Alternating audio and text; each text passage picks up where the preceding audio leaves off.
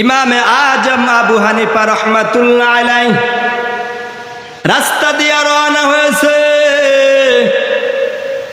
হঠাৎ গুরুস্থানের কিনারায় যাওয়ার পর দেখে কোরআন তিলাওয়াতের এত সুন্দর আওয়াজ।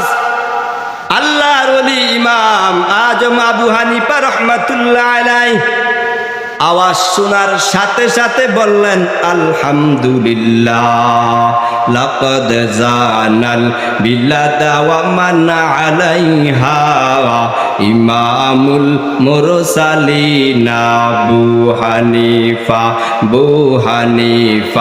বুদে ইমামে বাসফা আসরাজে উম্মাতানে মুস্তাফা।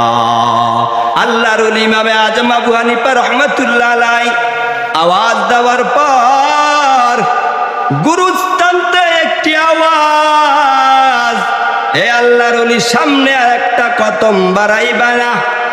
বলে আল্লাহর ওলি, আমি এই গুরুস্থানে এক খতম নয়, দুই খতম নয়, 900 খতম কোরআন তিলাওয়াত করলাম, আমি দেখলাম আমার বিন্দু পরিমাণ কোনো সওয়াব নাই। অথচ আপনি দুনিয়ার মধ্যে মাত্র একবার বললেন আলহামদুলিল্লাহ, আমি দেখতেছি পাহাড় পর্বত সওয়াব।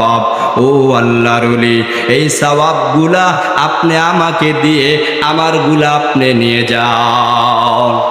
আউলিয়ারা কার উখবা এখতিয়ার, জাহেলারা কার দুনিয়া এখতিয়ার।